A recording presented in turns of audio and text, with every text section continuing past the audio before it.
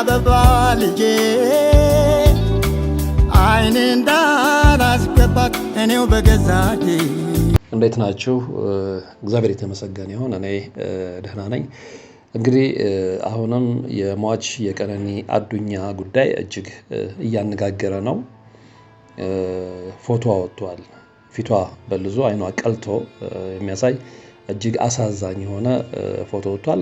ማን ለቀቀው፣ ቤት በኩል ሾልኮ ወጣ የሚለው ለጊዜው መልስ ባያገኝም ይህ አፈትልኮ የወጣ ፎቶ የብዙዎች መነጋገሪያ ሆኗል። እንግዲህ ምስሉ ላይ እንደምንመለከተው በቀኝ በኩል ፊቷ በልዟል። የቀኝ አይኗም ቀልቷል እና እስካሁን ሰዎች በቀነኒ ጉዳይ ላይ ውይይታቸውን ባላቆሙበት ሰዓት ነው እንግዲህ ይሄ ፎቶ የወጣው።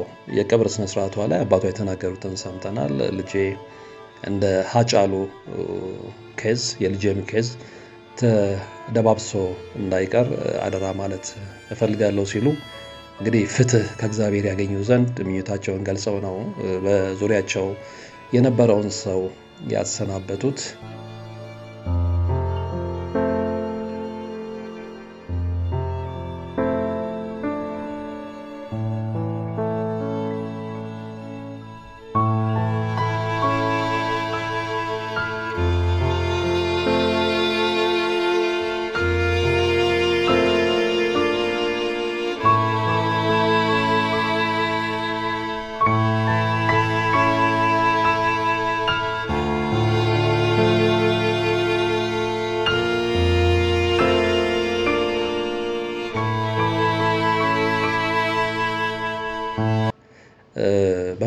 በማህበራዊ ሚዲያ ላይ እንግዲህ ብዙ ነገር ሲንሸራሸር ቆይቷል። የቀነኒ አዱኛን ሞት በተመለከተ ብዙዎች በተለይም ደግሞ የቅርብ ነን የሚሉ ሰዎች እናውቃለን የሚሉትን ነገር ይፋ አድርገውታል። ከዚህ በፊት እሷና በባለቤቷ መካከል የነበረውን ነገር እናውቃለን የሚሉ ሰዎች በተለያዩ ቪዲዮዎችን በመስራት ያጋሯቸው ሀሳቦች የአንዳንዶቹን ሀሳብ ወይም ደግሞ የአንዳንዶቹን ስሜት ገዝተዋል። አንዳንዶቹ ደግሞ አታራግቡ፣ ይሄ በሚስትና በባል መካከል ያለ ግጭት እነሱ ቤት ብቻ ሳይሆን ብዙ ቦታዎች ላይ ስላለ ይህንን በተለየ ሁኔታ ማራገብ አግባብ አይደለም ሲሉም ተደምጧል። ዞሮ ግን ክርክሩ ወይም ደግሞ የሀሳብ ግጭቱ ባለበት ሰዓት ነው ይሄ ፎቶ አፈትልኮ የወጣው። ስለዚህ ፖሊስ ይህንን በተመለከተ እንግዲህ ገና የምርመራ ውጤቴን አልጨረስኩም፣ የምርመራ ውጤቴን ስጨርስ ያለውን ነገር ለሕዝብ ይፋ አድርጋለሁ ነው ያለው። ይህንን ፎቶ በተመለከተ እንግዲህ ምን ሊል እንደሚችል እንጠብቃለን ሁላችንም። ስለዚህ በቀነኒ አዱኛ ላይ የዚህ አይነት ጥቃት የፈጸመው ማን ነው የሚለውን እንግዲህ ፖሊስ የምርመራ ውጤቱን ይፋ እስከሚያደርግ ድረስ እርግጠኛ ሆኖ መናገር ባይቻልም ምናልባት የነገሮችን አቅጣጫ ምናልባት ይቀይራል ተብሎ ይታሰባል። ምናልባት ብዙዎቻችሁ የምታስታውሱ ከሆነ የዛሬ 2 ዓመት ገደማ ተመሳሳይ ነገር ተፈጽሞ ነበረ። አርቲስት አብርሃም በላይነህ ሻላይ ፍቅረኛ የነበረችው ዶክተር ቤዛ እንግዲህ አርቲስቱ ከሚኖርበት ህንፃ ላይ ራሷን ወረወረች የሚል ዜና ሰምተን ነበረ።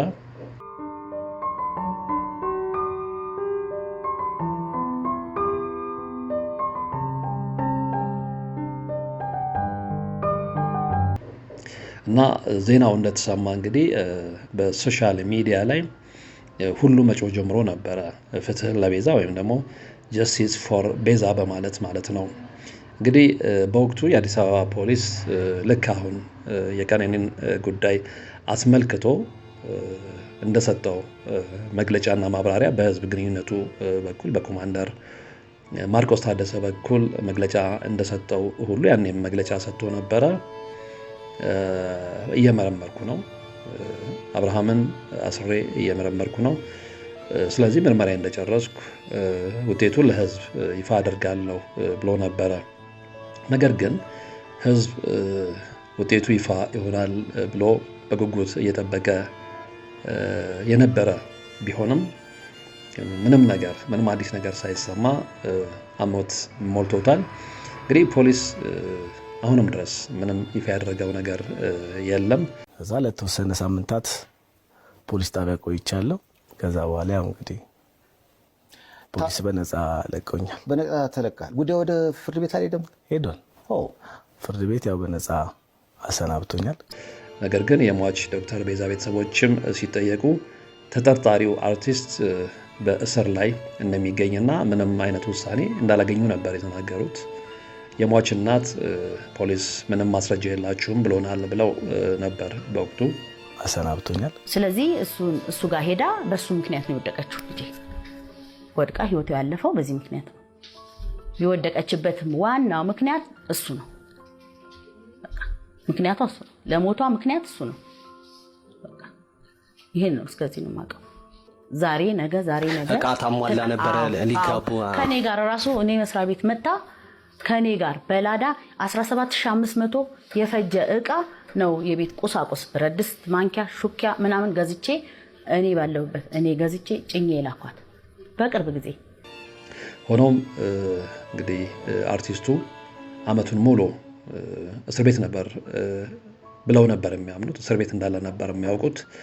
ሆኖም ግን በአመቱ እስር ላይ ነው ተብሎ ሲታሰብ አብርሃም አዲስ አልበሙን ለማስተዋወቅ በሰይፉ ሾው ላይ ወይም በሰይፉ ፕሮግራም ላይ ብቅ ብሎ የሰጠውን ቃለ ምልልስ እንግዲህ ብዙዎቻችን ተከታትለነዋል እና ሁሉም ሰው በወቅቱ የድንጋጤ ስሜት ተሰምቶት ነበር።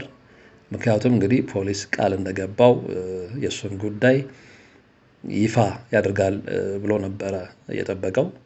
ነገር ግን ምንም ይፋ የሆነ ነገር የለም።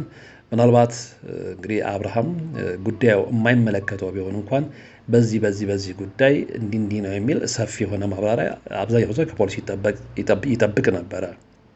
ነገር ግን ያ ባልሆነበት ሁኔታ አብርሃም ድንገት ብቅ ብሎ በሰይፉ ላይ ሰጠውን ቃለ ምልልስ ተመልክተናል። እሷ ወይም ደግሞ የዶክተር ቤዛ ቤተሰብ የሚያስበው የዶክተር ቤዛ ቤተሰብ ብቻ አይደለም፣ አብዛኛው ህዝብ የሚያስበው እንግዲህ አብርሃም ማረፊያ ቤት ሆኖ ጉዳዩን እየተከታተለ ነው የሚል እምነት ነበር የነበረው። ሆኖም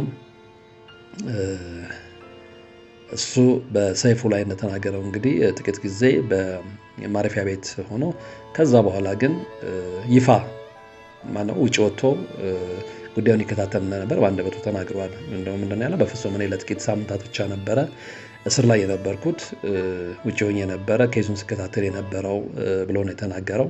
ፍርድ ቤቱም ነፃ ብሎኛል ብሏል።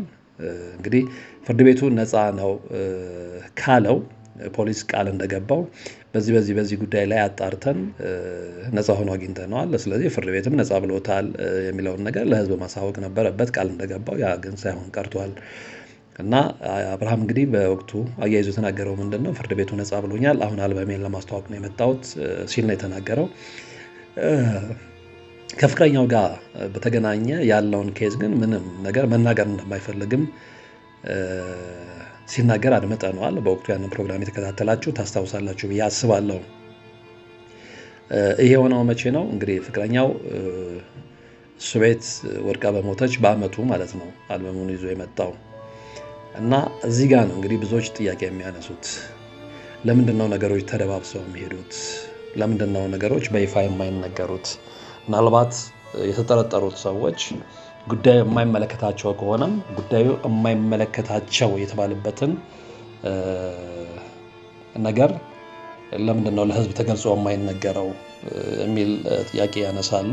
መልስ ባይገኝም እንግዲህ ከዚህ ጋር በተያያዘ አሁንም የቀነኒ ጉዳይ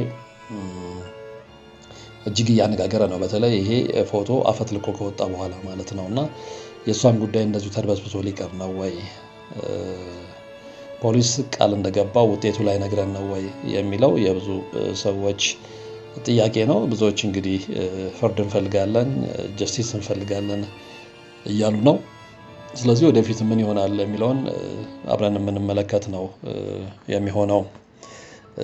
ዋናው ግን የዚህ መርሃ ግብር ትልቁ ዓላማ ሰዎች የደረሰባቸውን ነገር ፖሊስ አጣርቶ የግድ ለህዝብ ይፋ ማድረግ አለበት። ህዝብም ደግሞ የሆነውን ነገር የማወቅ መብት አለው ብለን እናምናለን። ስለዚህ ወደፊት ምን ይሆናል? ከፎቶ ጀርባ የተደበቀ ሚስጥር አለ ወይ? ከሚስጥሩ ጀርባ ያሉት እነማን ናቸው የሚለውን ፖሊስ ያሳውቀናል ብለን እንጠብቃለን። መርሃ ግብሩ ይሄው ነበር። ስለነበረን አጭር ቆይታ አመሰግናለሁ።